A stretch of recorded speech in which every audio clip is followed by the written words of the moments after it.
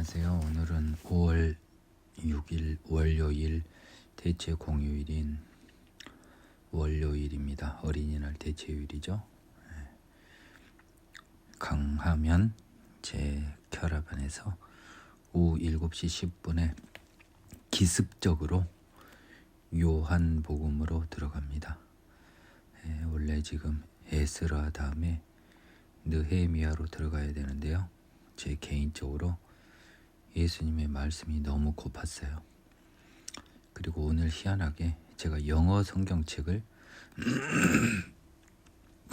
이곳에 가지고 오지 않았습니다. 이곳에 올 계획이 없었는데 지금 뜻하지 않게 이곳으로 왔어요. 그리고 지금 복음서를 공관 복음서를 모두 마쳤는데 요한복음은 아직 안 했죠.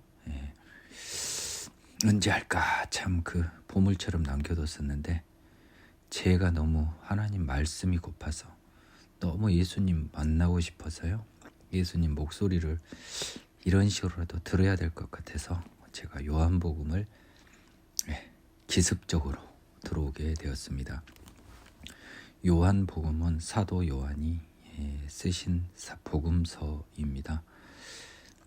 복음서 중에 가장 맛있는 복음서죠. 우리에게는요. 왜냐하면 예수님을 직접 수행했던 수제자 중에 한 사람인 사도 요한이 자기가 직접 본 예수님을 그리고 있어서 첫 번째로 은혜가 됩니다. 두 번째로는요. 요한은요. 예수님이 하나님인 것을 온전히 믿게 된 사람입니다. 믿을 수밖에 없게 된 사람이죠. 요한은 뒤에 보는 요한 계시록의 묵시와 환상을 본 분이에요. 그러니까 그분은 하나님을 온전히 아시는 분이었겠죠. 공관 복음서와 달리 요한복음은요. 사람들이 이게 뭐 시간적으로 썼다고는 하는데 기본적으로 예수님을 하나님이라고 보는 입장에서 예수님의 사역을 하나님의 신성을 굉장히 강조해서 쓰고 있습니다. 그리고 요한은 요한복음과 계시록 외에도요. 요한 1, 2, 3서 그중에서 요한 1서는 굉장히 그 복음에 관한 그 기본 원리가 조금 나오는 서신서예요. 요한이라는 사람이 예수님을 어떻게 만났고 그분의 사역을 어떻게 목격했으며 지금 예수님이 하나님인 걸 알고 쓴 거란 말이에요. 자기의 그 기억과 증거와 경험을 부활하시고 환상의 계시록의 환상을 본 요한이 예수님의 복음을 증거하고 특히 부활을 증거하기 위해서 쓴 복음서입니다. 나머지 모든 복음서 기자들도 기본적인 태도는 예수님의 부활을 증거하기 위해서 쓰신 거예요. 예수님의 말씀을 받으려면 좀 빨리 들어가야 되는데 오늘은 일단 요한복음 바로 들어가겠습니다. 1장 태초에 말씀이 계시니라. 이 말씀이 하나님과 함께 계셨으니 이 말씀은 곧 하나님이시니라. 그가 태초에 하나님과 함께 계셨고 만물이 그로 말미암아 지은 바 되었으니 지은 것이 하나도 그가 없이는 된 것이 없느니라. 그 안에 생명이 있었으니 이 생명은 사람들의 빛이라. 빛이 어둠에 비치되 어둠이 깨닫지 못하더라. 여기까지 먼저 보겠습니다. 창세기하고 동일한 시작의 부사 태초에라고 해서요. 말씀이라고 하는 것은 여기서는 예수님을 로고스라고 하는 헬라어 로고스는 말이라는 뜻도 있지만 그 자체로 어떤 그 진리라는 뜻이 좀 굉장히 강합니다. 그래서 요한은 이 예수님이 진리라는 뜻으로 말씀이라고 하는 것을 이야기했고요. 또 진리가 하나님 그 자체다. 하나님 그 자체는 지혜, 진리다라고 보고 계신 거죠. 또한 말씀은 경우에 따라서는 능력으로도 번역이 됩니다. 그래서요, 말씀이 진리, 지혜, 곧 하나님이라고 해석을 하는 게 맞는지 아니면 하나님의 능력이라고 보는 게 맞는지 둘 중에 하나를 가지고 보시면 될 것 같아요. 여기서는 진리, 지혜로 보면 될 것 같습니다. 태초에 진리, 지혜이신 예수님이 계셨습니다. 이 진리의 하나님이신 예수님은요, 성부 하나님과 함께 계셨고 이 말씀, 진리, 지혜가 곧 하나님, 예수님이십니다. 그가 태초에 하나님과 함께 계셨어요. 만물보다 먼저 계신 거죠. 그러면 만물이 그로 말미암아 지은 바 되었으니 지은 것이 하나도 그가 없이는 된 것이 없다라고 태초에 창세기 시절에 예수님을 본 적도 없는 요한이 이 고백을 한 이유는 그가 하나님이라는 취지입니다. 저는요, 개인적으로 예수님을 우리 눈에 보이는 하나님으로 정의하고 싶어요. 우리 눈에 보이는 하나님은 예수님입니다. 따라서 그 역시 하나님입니다. 유일하게 우리 눈에 보이는 하나님이시죠. 그 안에 생명이 있었으니 이 생명은 사람들의 빛이라. 예수님 안에는 영원한 생명이 있었습니다. 상당히 추상적이에요. 굉장히 추상적인데 결국 십자가 부활 이후에 온 성령이라고 하는 것이 결국은 예수님에서 비롯되었고 예수님 역시 이 땅에서는 성령을 통하여 역사하셨기 때문에 이 생명은 성령과 굉장히 유사한 느낌으로 보는 게 좋겠습니다. 성령으로 비롯된 영원한 생명의 씨앗. 이 생명은 사람들의 빛이었습니다. 성령은 사람들의 빛이었습니다. 이 빛이 와서 드디어 예수님과 하나님이 보이게 된 거죠. 성령이 들어와서요. 빛이 어둠의 빛이 돼 어둠이 깨닫지를 못했습니다. 세상은 성령의 빛을 알지 못했던 거죠. 눈꺼풀이 씌어서 맹인이라서요. 하나님께로부터 보내심을 받은 사람이 있으니 그의 이름은 요한이라. 요한은 선지자라는 말입니다. 그가 증언하러 왔으니 곧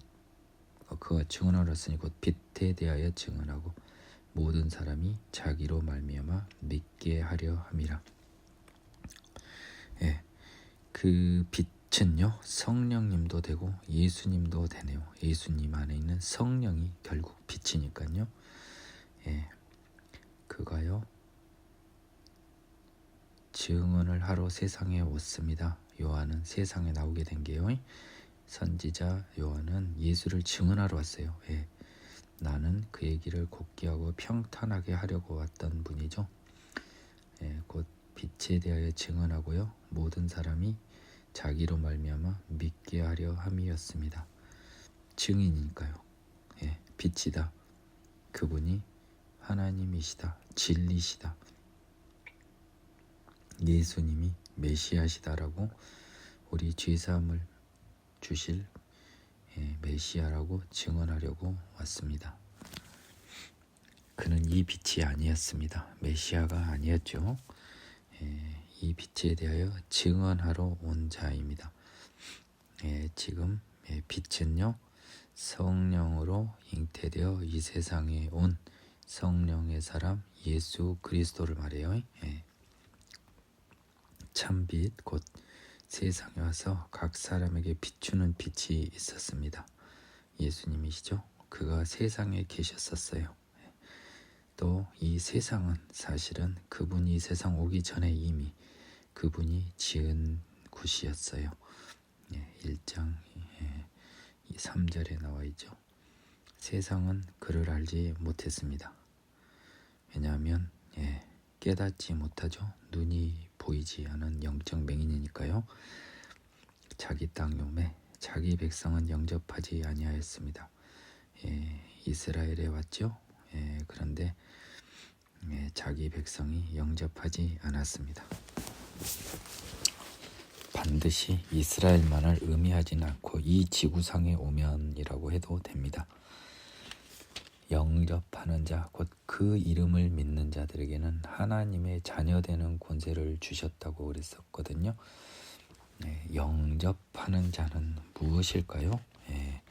그냥 예수님 오면 우리 집에 들어오세요라고 하는 것인가요? 자기 죄를 고백하고 그분께 본인의 죄 사함의 은혜를 구하는 것이 메시아를 영접하는 것이지, 그냥 밥 한 끼 대접하는 건 아니겠죠. 결국 영접하는 자는 죄인을 고백하는 것이고요. 그 죄 사함을 구하는 거니까 회개하는 자라고 바꾸어서도 무방하겠습니다. 회개하는 자, 곧 그 이름을 믿는 자들. 회개하는 자들은 결국 예수의 능력을 믿는 거죠. 회개하는 사람에게 죄 사함을 주는 예수의 능력을 믿는 자들에게는 결국 변하여 새 사람이 되는 생명의 성령의 하나님의 자녀가 되는 권세를 주셨습니다. 이는 혈통으로 육정으로나 사람의 뜻으로 나지 아니하고요, 오직 하나님께로부터 난 자들입니다. 하나님의 자녀들이라고 정의를 한 영접하는 자, 그 이름을 믿는 자들은 혈통으로나 육정으로나 사람의 뜻으로 나지 아니하고요, 사람의 의지로 되지 않은 거예요. 하나님의 자녀 되는 게 오직 하나님께로부터 난 자들이라. 하나님 자녀 되는 권세를 주는 거는요, 자기들 우리 인간의 의지는 아니에요. 하나님으로부터 힘을 받은 사람, 하나님이 택한 사람, 하나님께로부터 난 자들만이 하나님의 자녀가 되는 것입니다. 참 어떻게 보면 억울하기 그지없을 수 있어요. 하지만 창조자와 피조물, 죄인과 의로우신 분을 생각해 보면 이것마저도 감사한 것입니다. 말씀이 육신이 되어 우리 가운데 거하심에 우리가 그의 영광을 보니 아버지의 독생자의 영광이요 은혜와 진리가 충만하더라. 그 진리신 하나님이요 육신이 되었습니다. 신성과 인성이 결합된 예수님의 또 다른 증거죠. 우리 가운데 거하셨어요. 우리가 그의 영광을 보니라고 하는 표현은 여러분 주의하십시오. 하나님의 영광을 본다라고 하면 두 가지입니다. 아니, 대부분 하나님의 모습을 본다는 거예요. 그래서 보이지 않는 성부 하나님은 주로 그의 보좌를 보여주시는 것으로 그분을 보여주십니다. 그분의 얼굴 우리가 볼 수가 없지요. 그런데 제가 뭐라고 했나요? 예수님은 보이시는 하나님이잖아요. 그렇죠? 그래서 우리가 그의 영광을 직접 본 겁니다. 보이는 하나님이니까. 보니까 아버지의 독생자의 영광이다. 하나님의 얼굴이다. 아버지의 독생자는 아들이잖아요. 유일한 아들. 똑같다는 거예요. 아버지 아들은 하나님의 얼굴이고 영광이다는 거예요. 영광은 얼굴로 보면 돼요. 모습. 그 안에는 은혜와 진리가 충만했습니다. 은혜는요, 죄 사함의 은혜요. 진리는요, 죄로 얼룩진 게 아닌 죄 없는 것이 진리가 되기도 합니다.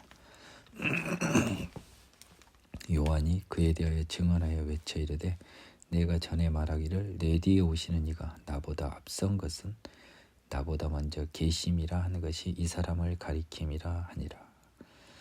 시기적으로 뒤에 왔지만 나보다 앞선 분이다. 요한은 하나님으로부터 그분은 하나님의 아들인 메시아임을 증언받았기 때문에 시간상의 출생연도 선후를 불문하고 그분은 나보다 먼저 계신 분이라고 고백하고 있습니다. 우리가 다 그의 충만한 데서 받으니 은혜 위에 은혜로라. 요한복음 1장은요, 특히 이 부분은요, 그 두괄식 구조 있지 않습니까? 어떤 논리나 뭐 어떤 문장에서 먼저 결론을 내고 시작하는 걸 두괄식이라고 하죠. 어떻게 보면 두괄식 문장과 굉장히 유사한 구조를 취하고 있습니다. 그래서 결과적으로 우리 모두가요, 그의 충만한 데서, 완전한 데서죠. 하나님이니까. 나중에 보니까 하나님이니까. 받으니 은혜 위에 은혜를 은혜 중에 은혜라는 겁니다. 하나님으로부터 우리가 은혜를 받아 성령을 받아서 새 사람 되니까 그것은 은혜 중에 은혜다. 율법은 모세로 말미암아 주어진 것이요 은혜와 진리는 예수 그리스도로 말미암아 온 것이라. 바울과 의견을 공감하지 않았던 요한도요, 율법과 은혜의 차이를 구분하고 있습니다. 바울은 진리라는 말은 안 썼어요. 은혜라고만 했습니다. 예수 그리스도의 본질을, 죄의 사함을 주는 하나님의 능력으로 봐서 은혜로 봤던 것이죠. 근데 요한은 은혜와 더불어 진리, 로고스적인 말씀, 이것을 굉장히 강조하고 있어요. 예수님의 그 새로운 생명이 이 사단에 대한 개념으로, 거짓에 반대되는 개념으로 진리라는 굉장히 정의적인 측면을 요한은 강조하고 있습니다. 그래서 이 은혜와 진리가 예수로부터 왔죠. 우리는 새 사람이 될 수 있고, 거짓 사탄이 아닌 하나님의 세상을 기대할 수 있고, 우리가 하나님의 자녀가 될 수 있는 것입니다. 본래 하나님을 본 사람이 없었죠. 누가 봤겠습니까? 그런데요, 아버지 품속에 있는 독생하신 하나님, 예수님이 하나님의 모습을 나타내셨다. 이 18절 때문에 제가 예수님을 가장 쉽게 표현하는 방법이 보이는 하나님이다 라고 이야기한 것입니다. 19절, 유대인들이 예루살렘에서 제사장들과 레위인들을 요한에게 보내어 네가 누구냐 물을 때 요한이 증언이 이러하니라. 공간 복음서에서 이야기했지만, 당시 유대의 바리새인이나 서기관들도 요한이 선지자인 것은 인정을 했어요. 그래서 제사장과 레위인들이 누구냐 정체를 밝히시오라고 했을 때 드러내어 말하고 숨기지 아니하니 도리어 하는 말이 나는 그리스도가 아니, 드러내어 하는 말이 나는 그리스도라 아니란데, 또 묻되 그러면 네가 누구냐, 네가 엘리야냐 이르되 나는 아니라. 또 묻되 네가 그 선지자냐 대답하되 아니라. 엘리야는요, 말라기서에서 메시아 전에 오는 사람, 모세는 내가 또 나와 같은 선지자, 그 선지자 당시에는 여호수아인지 알았지만 결국은 메시아를 의미한다는 걸 이 사람들도 안 겁니다. 여호수아가 실패한 걸 자기들이 더 잘 알거든요. 그런데 아니라고 했습니다. 또 말하되 누구냐 우리를 보낸 이들에게 대답하게 하라. 너는 내게 대하여 무엇이라 하느냐. 누가 우리를 보냈으니까 뭐라고 해야 될 거 아니오 했더니 나는 선지자 이사야의 말과 같이 주의 길을 곧게 하라고 광야에서 외치는 자의 소리로라 하니. 이사야 40장 3절을 보겠습니다.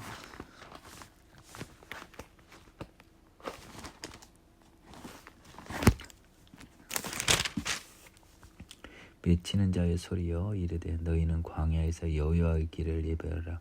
사막에서 우리 하나님의 대로를 평탄하게 하라. 주의 길을 곧게 하거나 광야에 외치면서 곧게 하고 평탄케 하는 것은 왜 그럴까요? 오기 쉽게 하려고 하는 거예요. 구부러진 길을 곧게 하고 울퉁불퉁한 것을 평탄하게 한 건 오실 메시아가 편히 오시게 그 길을 열어드리는 거죠. 길이 곧지 않고 울퉁불퉁하면 안 오신다는 겁니다. 그 외치는 자의 소리, 이게 바로 회개라고 제가 강조를 했습니다. 그래서 제 이 유튜브의 사이트 치매의 야광신, 신광야의 침, 여기서 나온 거 아닙니까? 그들은 바리새인들이 보낸 자라. 또 물어 이르되 네가 만일 그리스도도 아니요 엘리야도 아니요 그 선지자도 아닐진데 어찌하여 세례를 베푸느냐. 요한이 세례를 베푸는 것은 그 당시 선제적으로 존재를 했었던 거예요. 세례가 또 죄사함을 베푸는 회개하여 죄사함을 받으라고 세례를 베풀었고, 세례는 죽음을 의미합니다. 육체적으로 이 세상으로의 죽음을요, 예수님과 관계해서. 근데 도대체 세례라고 하는 절차를 네가 하는 근거가 뭐냐? 요한이 대답하되 나는 물로 세례를 베풀거니와. 자기는요 물로밖에 세례를 베풀어요. 즉 뭡니까? 이거는 세리머니죠. 죄인의 몸이 죽는다는 어떤 예식인 물세례밖에 못하지만 너희 가운데 너희가 알지 못하는 한 사람이 섰으니, 이미 있는 거죠. 예수님이 6개월 차이밖에 나지 않아요. 요한하고. 곧 내 뒤에 오시는 그이라 나는 그의 신발끈을 풀기도 감당하지 못하겠노라 하고 그분이 자기보다 앞섬을 고백합니다. 나중에 그분은 불과 성령으로 세례를 베푼다고 하시죠. 이 일은 요한이 세례를 베풀던 곳 곧 요단강 건너편 베다니에서 일어났던 일이라. 나사로 고향 베다냐는 조금 다른 베다니입니다. 그 이튿날 요한 예수께서 자기에게 나오심을 보고 이르되, 다음날 예수님이 요한에게 나왔습니다. 세례를 받으러 온 거죠. 보라, 세상 죄를 지고 가는 하나님의 어린 양이로다 라고 했습니다. 이 메시아이기 때문에, 또 선지자이기 때문에 예수님을 알아보고요, 우리 모든 인간의 죄를 다 지고 가는 하나님의 어린 양, 유월절 어린 양이라는 거죠. 유월절 어린 양은 뭐입니까? 어린 양이 예물이 된 건 유일한 게 유월절이에요. 그렇죠? 유월절 어린 양의 피로 문 임방과 설주에 피를 바르면 죽음의 사자가 그것을 뛰어넘었죠. 애굽에서.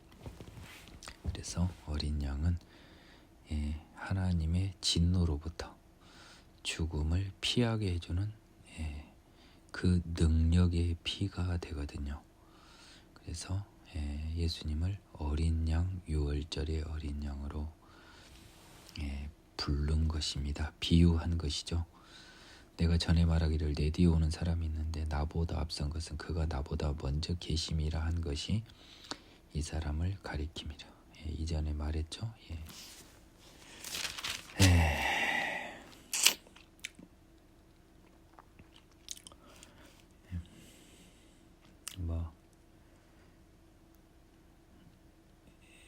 이 세례 요한의 증언요. 이 27절에도 있고요.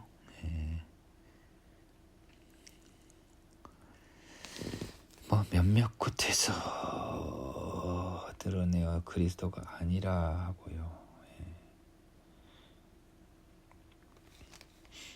26절에서 말한 부분을 말하고 있습니다. 나도 그를 알지 못하였죠. 물 처음 봤잖아요. 다만 하나님으로부터 어떤 계시만 받았죠. 내가 와서 물로 세례를 베푸는 것은 그를 이스라엘에 나타내려 함이라. 이거 중요합니다. 물로 세례를 베푸는 것은 지금 뭐예요?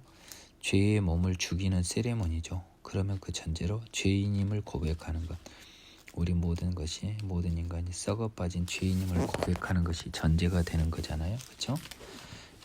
그것은 이 메시아 예수님을 이스라엘에게 나타내려 하는 거예요. 이제 너희들은 이분이 필요하다. 이분이 너희들에게 오셔야 한다라고 하려고 한 거라는 거죠. 요한이 또 증언하여 이르되 내가 보매 성령이 비둘기같이 하늘로부터 내려서 그의 위에 머물렀더라.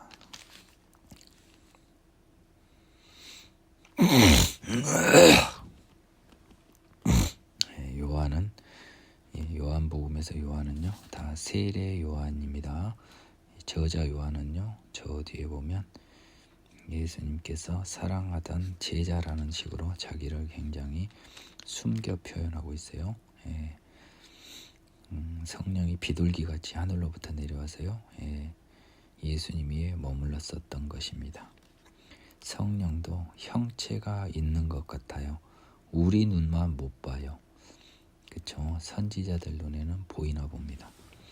나도 그를 알지 못하였으나 나를 보내어 물로 세례를 베풀라 하신 그이가, 성부 하나님이 나에게 말씀하시되 성령이 내려와서 누구 위에든지 머무는 것을 보거든. 그러니까 세례 요한한테는 성령의 형태를 보여준 거예요. 비둘기와 같은 형태의 성령. 그래서 그 사람이 메시아인지 알라고 했으니까 그가 곧 성령으로 세례 베푸는 일 줄 알라. 자, 세례는 죽이는 거라 그랬어요. 물론 세레모니죠. 그럼 성령으로 베푸는 세례는 뭘까요?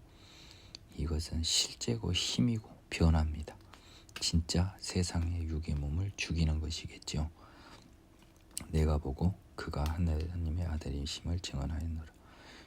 비둘기와 같은 상태의 성령을 보고 하나님의 아들임을 증언한 겁니다. 또 이튿날 요한이 자기 제자 중 두 사람과 함께 섰다가 예수님께서 건의심을 보고 말하되 보라 하나님의 어린 양이로다. 지금 두 번 이야기하고 있죠. 두 제자, 요한의 제자입니다. 그의 말을 듣고 예수를 따르거늘 예수께서 돌이켜 그 따르는 것을 보시고 물어 이르시되, 지금 요한의 제자 두 명이 예수님을 따라요. 하나님의 어린 양이라고 하니까요. 무엇을 구하느냐 제자 두 명에게 물어봤죠. 예수님이 랍비여 어디 계시오니까 하니, 그 굉장히 추상적인 대화예요. 지금 정황상 보면요, 그 한 명은 안드레라고 하는 사람이거든요. 그래서 지금 요한을 따르던 제자였는데 예수께서 무엇을 구하느냐라고 하니까 이들이 랍비여 어디 계시오니까 라고 이야기하고 있습니다. 그 뭔가 여러분 여기서 뭐 추측하거는 안 보였을까요? 예수님의 소리만 들리고 안 보였을까요? 근데 예수께서 이르시되 와서 보라. 그러므로 그들이 가서 계신 데를 보고 그날 함께 거하니 때가 10시쯤 되었더라. 제가 여기 아무 생각 없이 봤던 부분인데요. 일단 저는 그렇게 봅니다. 성경에 관한 단순 무식한 해설을 하는 저는요, 그 예수를 따라가다가요, 돌이켜 무엇을 구하느냐 할 때요, 이 사람들 눈에 안 보인 거예요. 예수님이 두 사람한테 그랬더니 와서 보라라고 해서 갑자기 나타났겠죠. 그러니까 그들이 가서 계신 데를 보고 그날 함께 가니 10시쯤 되었습니다. 낮이었다는 뜻인 것 같아요. 얼마나 놀랬겠습니까? 요한의 말을 듣고 예수를 따르는 두 사람 중 하나는 시몬 베드로의 형제 안드레였습니다. 그가 먼저 자기 형제 시몬 베드로를 찾아 말하되 우리가 메시아를 만났다 하고, 메시아는 그리스도죠, 데리고 예수께로 왔습니다. 이제 안드레가 베드로를 데려왔죠. 예수께서 보고 이르시되 네가 요한의 아들 시몬이니 장차 게바라 하리라 하니, 게바는 번역하면 베드로라. 게바라고 하는 이름이 베드로의 또 다른 이름입니다. 시몬, 베드로, 게바. 성경에서 이 세 가지 표현이 다 섞여서 사용됩니다. 굉장히 단단한 바위, 반석이라는 뜻인 것 같아요. 이튿날 예수께서 갈릴리로 나가려 하시다 빌립을 만나 이르시되 나를 따르라 하시니, 이제 예수님은 이곳 갈릴리, 베드로나 빌립이나 안드레의 고향 갈릴리에서 지금 이들을 만납니다. 빌립은 안드레와 베드로 한 동네 벳세대의 사람입니다. 갈릴리. 빌립이 나다네엘을 찾아 이르되 모세가 율법에 기록하였고 여러 선지자가 기록한 그 일을 우리가 만났으니 요셉의 아들 나사렛 예수니라.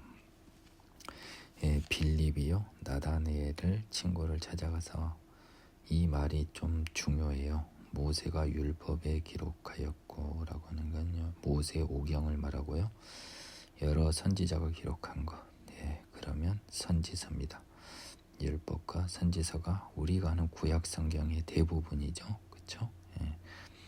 그 일을, 구약 성경이 예정한 그 일을 우리가 만났는데, 요셉의 아들이라는 나사렛 예수라라고 이야기합니다. 나다나엘이 이르되요, 나사렛에서는 무슨 선한 것이 날 수 있느냐? 시골 동네인 나사렛에서요, 어떤 메시아가 날 수 있냐라고, 좀 어떻게 보면 당연한 대답이죠. 이 변두리에서 크신 분이 날 수 있겠냐라는 취지로 답했고, 빌립이 이르되 와서 보라 하였습니다. 예수께서 나다나엘이 자기에게 오는 것을 보시고 그를 가리켜 이르되, 예수님은요, 나다나엘이 상당히 비관적인 입장을 한 걸 다 봤잖아요. 그래서 보라, 이는 참으로 이스라엘 사람이라, 그 속에 간사한 것이 없도다 하고 나다나엘을 굉장히 칭찬을 했습니다. 나다나엘이 이르되 어떻게 나를 아시나이까? 예수께서 대답하여 이르시되, 빌립이 너를 부르기 전 네가 무화과 나무 아래에 있을 때 보았노라 라고 이야기합니다. 나를 어떻게 아시나이까? 라고 했을 때, 처음 본 사람이 자기를 아니 판단하니 감사하긴 하지만 너무 신빙성이 없잖아요. 그래서 아마 빌립이 나다나엘을 부르기 상당한 시간 전에 무화과 나무 아래에 있을 때는 시간과 공간상 지금 현재하고는 좀 떨어졌던 거예요. 그러니까 너무 깜짝 놀란 거죠. 보지도 못한 사람이 내가 무화과 나무에 있었을 때 언제 보았다는 것이지? 저분은 과거를 살펴볼 수 있는 능력이 있는 분이구나라는 직감을 한 나다나엘이 랍비여 대답하되, 랍비여 당신은 하나님의 아들이시오, 당신은 이스라엘의 임금이로소이다 라고 하는 건요, 마치 뭐하고 똑같냐면 베드로가 주는 살아계신 하나님의 아들이라는 것처럼 순간적으로 나다나엘이 성령이 임하였음을, 순간적 성령이 임하였음을 추정해 볼 수 있습니다. 순간적 성령이 임하였음은 구약에서 굉장히 많이 확인을 해봤고요, 신약에서도 예수님이 십자가에 죽으시고 승천하는 오순절 성령 강림 이전에요, 개별적으로 일시적 성령이 부어진 예는 많이 확인이 됩니다. 예수께서 대답하여 이르시되 내가 너를 무화과 나무 아래에서 보았다므로 믿느냐? 이보다 더 큰 일을 보리라. 내가 그깟 과거 사실 하나 알고 있다 해서 믿냐? 앞으로는 이보다 더 큰 일도 보리라. 나는 하나님의 아들이니까요. 또 이르시되 진실로 진실로 너에게 이르노니 하늘이 열리고 하나님의 사자들이 인자 위에 오르락내리락 하는 것을 보리라 하시니라.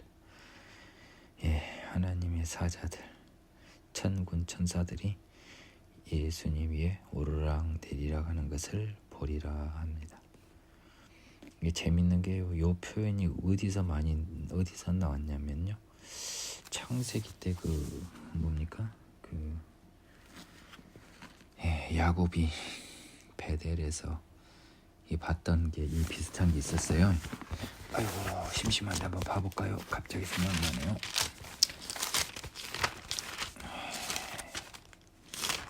야곱이 아이고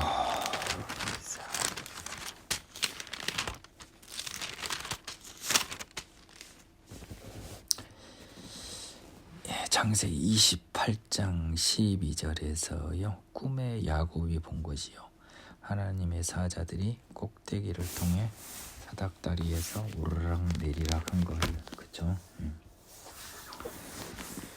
이런 것 환상이 실제로 보이나 봅니다. 가나의 혼례.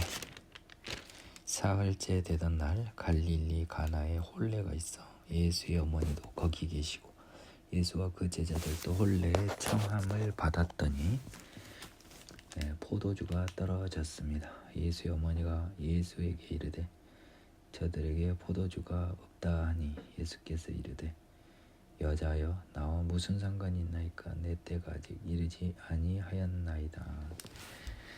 예, 여자여는 호칭이 굉장히 존댓말이라고 합니다. 예, 왜 저에게 그것을 이야기합니까? 지금 마리아는요, 누가복음 등에서 보면 자기가 성령으로 잉태한 사실을 자기가 제일 아는 증인이에요. 그 부분은 예수가 성령으로 잉태됐다는 유일한 증인은요, 마리아예요. 그렇죠? 예. 요셉도 굳이 따지면 증인이 될 수 있겠네요. 그렇기 때문에 예수에 대해서 뭔가 일시적 성령이 임했던지 떨어진 포도주를 보고 하나님의 기적을 기대하는 마리아의 모습에 예수님은 아직은 내가 나설 때가 아니라고 사양을 했습니다.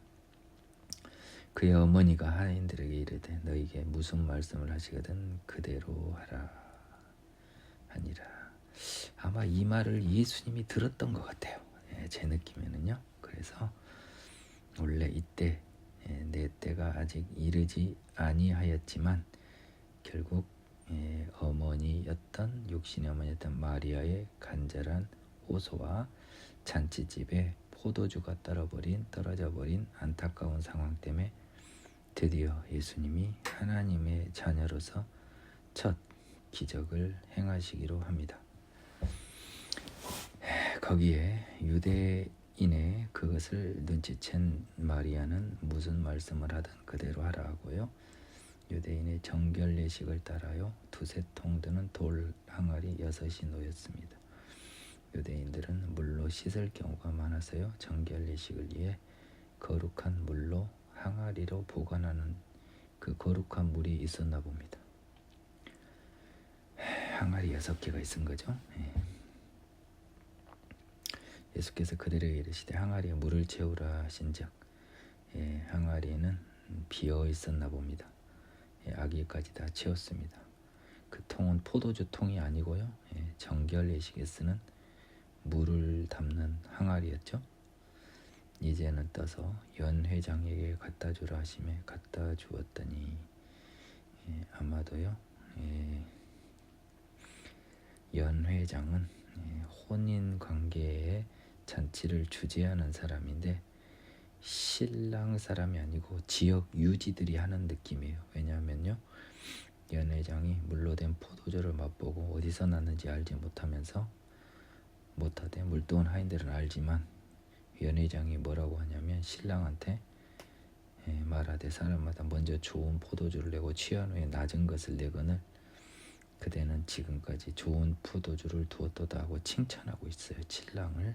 그 신랑의 친척이나 지인은 아니고 동네 유지가 혼인잔치를 사회해보는, 아마도 유대의 종교가 있었기 때문에 종교 지도자들이 연회장도 하지 않았을까 하는 느낌도 좀 듭니다. 예수께서 이 첫 표적을 갈릴리 가나에서 행하여 그의 영광을 나타내심에 제자들이 그를 믿으니라. 이것을 본 건 제자들이죠. 먼저. 그리고 정황상 당초 예정한 것보다 조금 더 빨리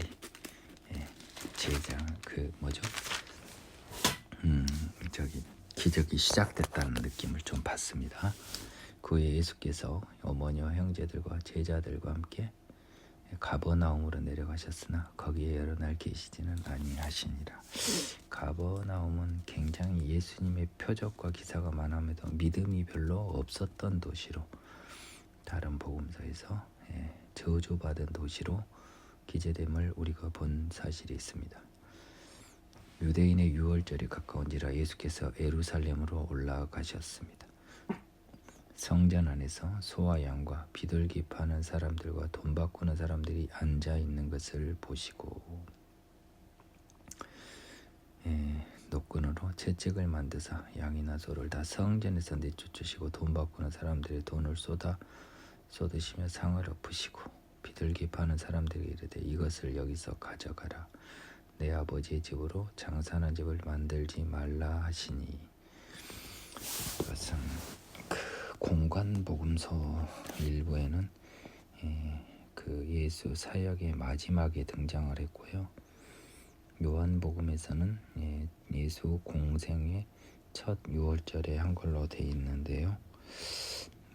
뭐가 정확히 맞는지는 모르지만 나머지 공간복음서들은 갈릴리에서 유대 예루살렘으로 장소적 이동을 땅에 기재했다면 오히려 요한복음이 시간에 따른 기재이기 때문에 오히려 이 성전 정화 작업은 공생의 1년차 유월절에 했다고 사람들이 추정을 하고 있습니다.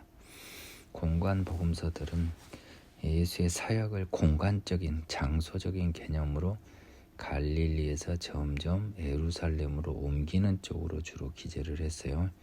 요한복음은 예수님이 3번에 걸친 유월절을 통해 예루살렘과 갈릴리를 오가는 형태로 사역한 것을 기재하고 있습니다. 제자들이 성경 말씀에 주의 전을 사모하는 열심이 나를 삼키리란 것을 기억하더라. 주의 전, 성전을 사모하는 열심. 이에 유대인들이 대답하여 예수께 말하기를 네가 이런 일을 행하니 무슨 표적을 우리에게 보이겠느냐. 지금 환전하고요, 재물을 판매해서 이익을 얻는 사람들이 있었겠죠. 굉장히 불쾌해서 이런 일을 행하는데 그럼 도대체 네가 이거 뭐 권한이 있거나 증거를 보이라라고 한 거죠. 예수께서 대답하여 이르시되 너희가 이 성전을 헐라 내가 사흘 동안에 일으키리라. 유대인들은 유엔들이 이르되 이 성전은 46년 동안 지었거늘 네가 3일 동안에 일으키겠느냐라고 이야기했습니다. 이 성전은 소위 헤롯 성전이라고 하는 거고요. 굉장히 규모가 컸던 성전이었습니다. 그러나 예수는 성전된 자기 육체를 가리켜 말씀하신 것이라 이 성전이 눈에 보이는 헤롯 성전을 말한 게 아니라 너희가 지금 나를 반대하고 비방하고 나를 죽이려 하는데 너희가 이 성전인 나를 헐라 내가 사흘 동안에 일으키리라 라고 이야기해서 성전된 자기 육체를 가리켜 말씀하신 것이라고 제자들이 죽은 자 가운데 살아나신 후에 이 말씀하신 것을 기억하고 성경과 예수께서 하신 말씀을 믿었다는 겁니다. 자, 부활을 보고요. 부활이 이렇게 중요한 겁니까? 중요합니다. 그래서 제자들이 부활에다 이 말씀하신 성전을 또 사흘 만에 부활을 그 생전에 말씀하셨기 때문에 예수가 하신 말씀뿐만 아니라 뭘 믿었다고요? 성경을 믿었더라. 하나님의 말씀을 믿었더라. 이 유월절에 예수께서 예루살렘에 계시니 많은 사람이 그의 행하시는 표적을 보고 그의 이름을 믿었으나 이때도 알 수 없는 표적을 많이 행하셨나 봅니다. 예수는 그의 몸을 그들에게 의탁하지 아니하셨으니 이는 친히 모든 사람을 아시며 또 사람에 대하여 누구의 증언도 받으실 필요가 없었으니 이는 그가 친히 사람 속에 있는 것을 아셨습니다. 모든 사람들은 예수님의 표적을 보고요, 저분이 능력이 있는 사람, 하나님의 메시아 선지자 정도로 믿은 거죠. 그 이름을. 예수를 뭘 믿어요? 좀 아직 예수가 십자가에 죽지도 않았는데요. 그의 능력을 믿었을 겁니다. 그러나 예수는요, 그의 몸을 그 사람들에게 의탁하지 아니하였으니 이는 친히 모든 사람을 아시며 몸을 그들에게 의탁하다. 제가 오늘 하필 영어 성경을 가지고 오지 않은 날, 요한복음에서는 해당 사항이 없을 것 같다 요한복음을 먼저 들어왔는데 의탁하다라는 말이 어떤 느낌인지 감이 잘 안 와요. 지금 느낌에는 사람들은 예수를 많이 의지했지만 예수는 그들에게 굳이 부탁하거나 할 필요가 없어요. 모든 사람을 다 알고 누구의 증언도 사람에 대해 받을 필요가 없으니 사람의 속에 있는 것을 다 아셨기 때문에요. 그 사람들에게 의탁하지 아니하셨어요. 그 사람들이 믿을 수 있는 사람들은 아니었나 봐요. 속에 있는 걸 다 아는데요. 의탁할 수 없는 사람들이라는 거예요. 그들은 믿는 척 하는데 예수가 사람들의 속마음을 다 알고 있기 때문에 그 사람들한테 자신의 몸을 의탁하지 않은 거죠. 그냥 신기해서 뭐 하나 왔나 보다라고 보고 있었던 걸 알고 있었던 거예요. 오늘은 45분이네요. 오늘은 146 요한복음 4장 21절까지만 하겠습니다. 굉장히 중요한 구절이 나오죠. 그런데 바리새인 중에 니고데모라 하는 사람이 있었는데요. 유대인의 지도자입니다. 그가 밤에 예수께 와서 이르되, 니고데모도 갈릴리 쪽에 있는 사람인지 잘 모르겠네요.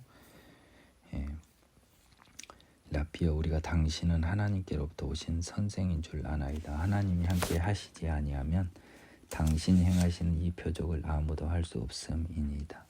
그러니까 예수님이 하신 표적이 성전에서 많은 표적을 보였던 것 같아요. 갈릴리 가나에서 포도주 기적밖에 우리가 본 건 없는데요. 이 표적 말고도 많은 표적과 기사를 행했어요. 그러니까 당신은 하나님의 사람이 분명하다는 거죠.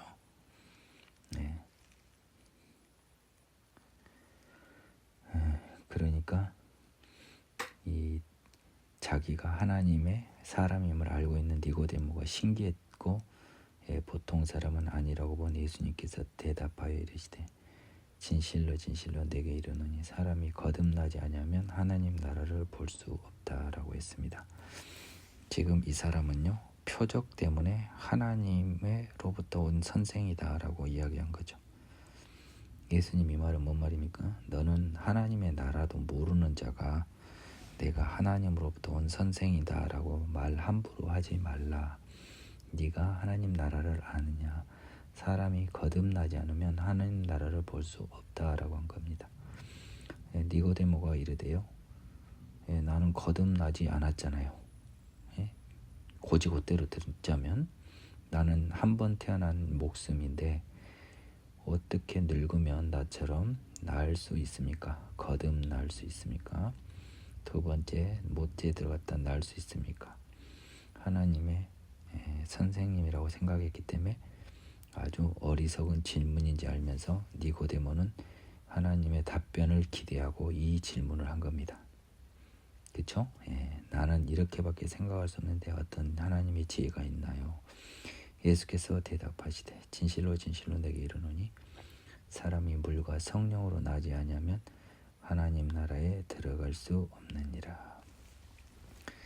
물과 성령은요, 세례와 성령 세례로 죄사함 받아 새롭게 됨. 물은 세례니까 사람이 죽어서, 육의 몸이 죽어서 성령으로 나지 아니하면, 이렇게 해석하는 거죠.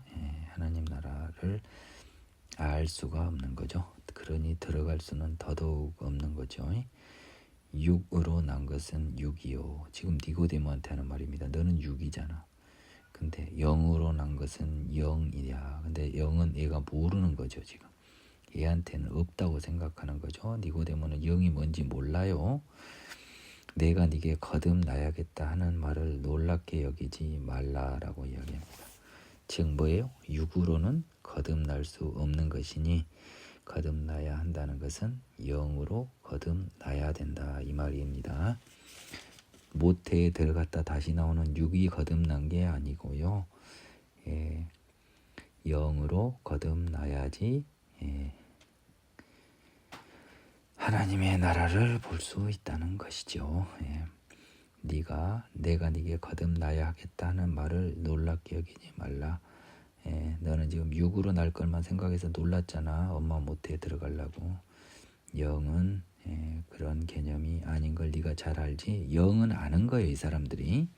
그러니까 놀라지 말라라고 이야기합니다. 이 이방인들은 참말로 소련 말인 걸로 알 거예요. 바람이 임의로 불매 네가 그 소리는 들어도 어디서 와서 어디로 가는지 알지 못하니 성령으로 난 사람도 다 그러하니라 라고 이야기했습니다. 바람은요, 불기는 부는데 어디서 오는지 바람을 정할 수 있는 사람은 하나님밖에 없어요. 바람의 방향은 우리 인간이 조절할 수가 없습니다. 그래서 바람은 임의로 불죠. 그래서 우리가 소리는 듣지만 눈에 안 보이죠. 눈에 안 보인다고요. 이것이 핵심이에요. 자, 바람의 불미에 소리는 들었죠. 근데 어디서 어디로 가는지 알지 못하니라고 하는 것은 뭐예요? 어디서 와서 어디로 가는 것이 알려면 어떻게 해야 돼요? 보여야 되는 거죠. 바람의 길은 보이지 않아서 알 수 없습니다. 성령에 난 사람도 그러다. 그러면 성령으로 난 사람은 성령이 어디서 와서 어디로 가는지 모르죠. 안 보인다는 겁니다. 성령은요, 바람처럼 임의로 부는 거예요. 하나님의 주권에 따라 임의로 부는 겁니다. 그래서 사람들이 변해서 소리가 나는 것처럼 새 사람은 되는데 눈에는 보이지 않습니다. 이런 의미입니다. 그래서 성령으로 난 사람도요, 다 하나님의 임의적인 주권하에서 성령을 받아 보이지 않는 성령으로 거듭난다는 겁니다. 바람과 성령을 비교하는 거죠. 둘 다 임의로 불고 임의로 부여받고, 둘 다 소리가 듣고 변화된 실체가 있지만 눈에 보이지는 않는다는 겁니다. 8절의 해석을 오늘 처음 제가 집중해서 보고 한 해석이니까요, 참고는 해주시죠.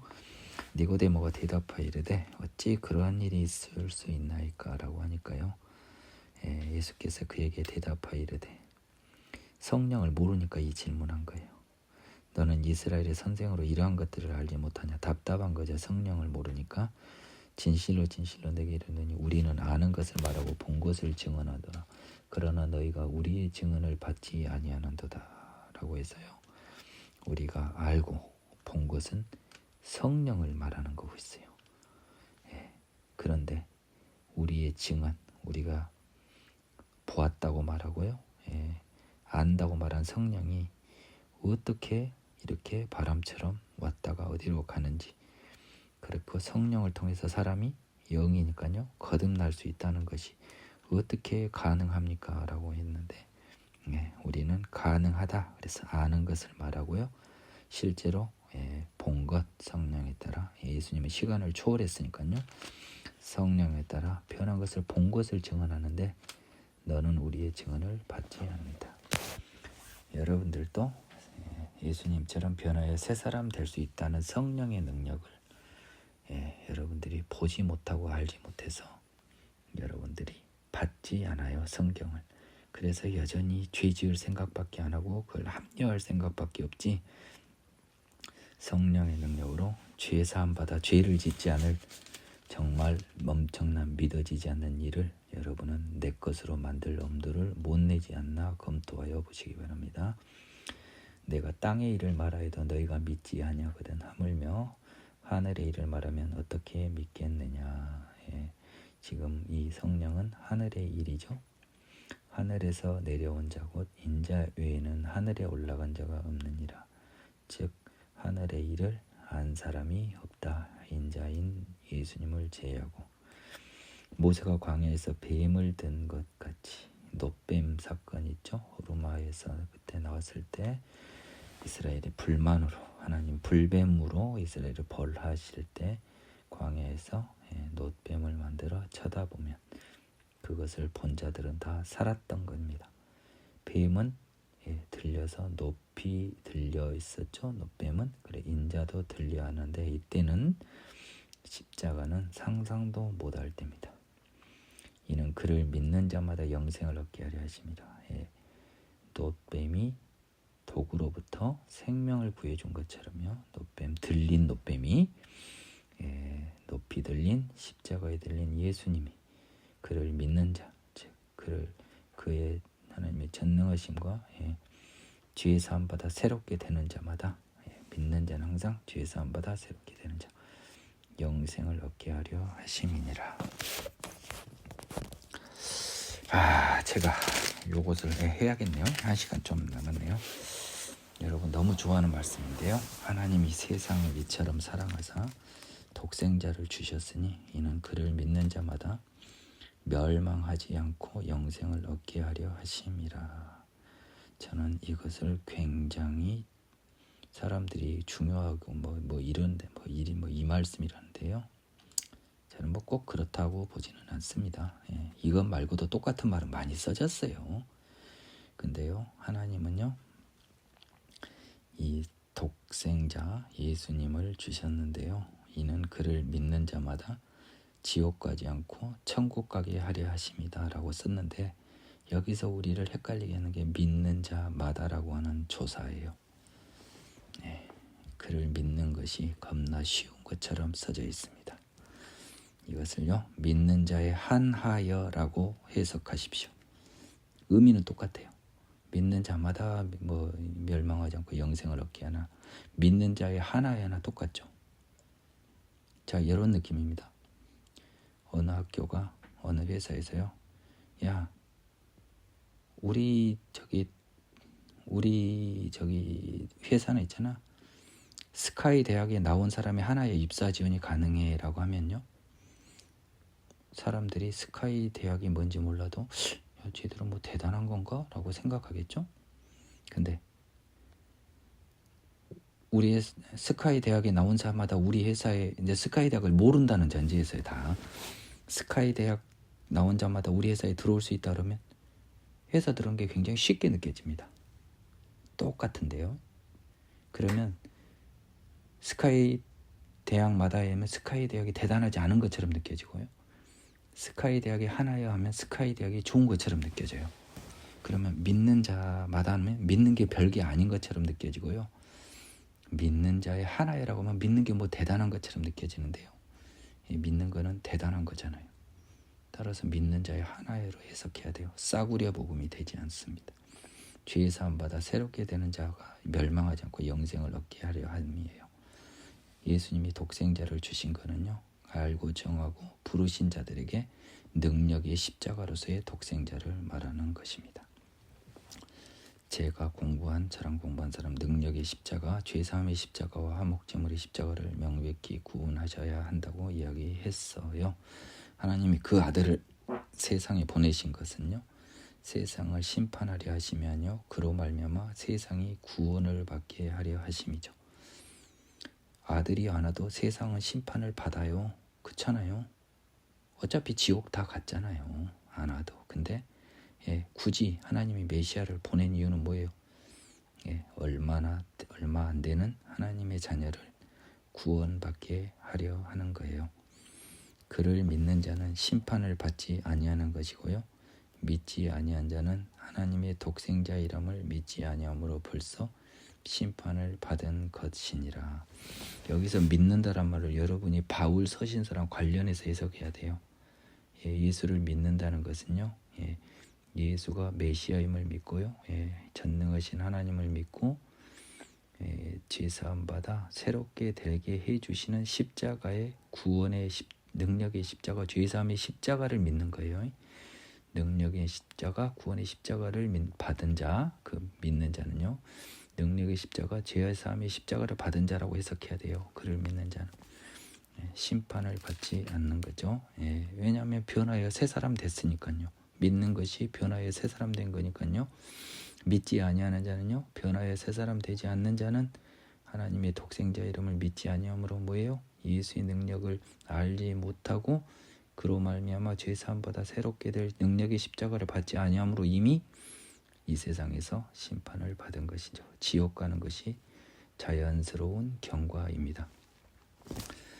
그 정죄는 이것이니 곧 빛이 세상에 왔을 때요, 예수님이 세상에 왔을 때 사람들이 자기 행위가 악함으로 빛보다 더 어둠을 더 사랑한 것입니다. 예수님보다 어둠을 더 사랑한 것이래요. 뭔 말이냐면요, 진리의 빛이 왔어요. 근데 자기 행위가 악함으로요, 빛보다 어둠을 더 사랑하는 거예요. 예수님보다 세상을 더 사랑한 겁니다. 빛과 어둠을 대단한 걸로 생각하지 마세요. 예수님과 세상입니다. 세상을 더 사랑하는 여러분은 어둠을 더 사랑하는 것이에요. 예수님과 세상을 구분하는 것이 죄와 의를 구분하는 가장 기본적인 것입니다. 악을 행하는 자마다 빛을 미워합니다. 세상에 속한 자, 어둠을 사랑하는 자는 악을 행할 수밖에 없고 죄를 지을 수밖에 없습니다. 빛을 미워하죠. 빛을 미워한다기보다 빛을 부담스러워하죠. 빛을 싫어하죠. 왜? 세상이 좋으니까. 자꾸 왜 딴 세상 천국 있지도 않는 이야기 하는 거야. 귀찮게 피곤하게. 그래서 빛으로 오지 아니합니다. 그 행위가 드러날까 하며 진실은 그 마음속 깊은 곳에 들어가면 그의 죄 때문에 예수님을 두려워하는 겁니다. 사탄이 예수님을 두려워하는 것처럼 사탄의 자녀도 사실은 예수님을 두려워해서 피하려고 하죠. 그래서 죽음을 자꾸 피하려고 합니다. 죽음을 피하려고 해요. 그렇죠? 그래서 죄를 짓는 자마다 정의와 진리와 생명을 싫어하고요. 그쪽으로 오지 않아요. 왜냐하면요. 거기 가면 자기들 죄인 된 것밖에 드러난다. 자기 본질이 드러나는 거예요. 그러기 때문에 막습니다. 이것을 좀 더 의역하면 뭐냐면 죽음을 생각하지 않아요. 왜요? 자기가 지옥 갈 거 끝이고 무섭고 두려움 때문에 죽음 앞으로 나아오지 못하는 겁니다. 빛의 자녀는 죽음 앞에 나와요. 왜? 거기가 어둠이 아니거든. 죽음이. 그들에겐 죽음이 빛이거든. 그래서요. 악을 행하는 자마다 빛을 미워하는데 첫 번째는 예수님을 미워해서 예수님으로 오지 않지만 영원한 생명으로 오지 않지만 본질은 죽음으로 오지 않아요. 이 세상 죽음을 두려워해요. 그것까지 의역을 할 필요가 있습니다. 진리를 따르는 자는요. 빛으로 옵니다. 예수님 앞으로 옵니다. 심판대 앞에 가죠. 예수님 앞에 가죠. 왜요? 죄인들은 행위가 드러날까 걱정인데 우리는 행위를 드러내야 되잖아요. 오히려 그 행위가 하나님 안에서 행한 것임을 나타내려 함이라. 나 이거 안 보고 이야기했는데요. 이러니까 우리는 당당히 빛으로 나갑니다. 그래서 빛은요. 심판으로 보는 것이 가장 정확하겠네요. 20장 21절은 심판 때 악을 행하는 자마다 예수님을 두려워하여 빛으로는 심판대 앞에 오지 아니하니 이는 그 행위가 드러날까 하며 진리를 따른 자는 빛으로 예수님의 심판대 앞으로 오는데 이는 그 행위가 하나님에서 행한 것임을 당당히 나타내려 함이라 하시니라. 오늘은 요한복음 3장 21절까지만 했습니다. 재밌네요. 역시 복음서가 맛있습니다. 수고하셨습니다.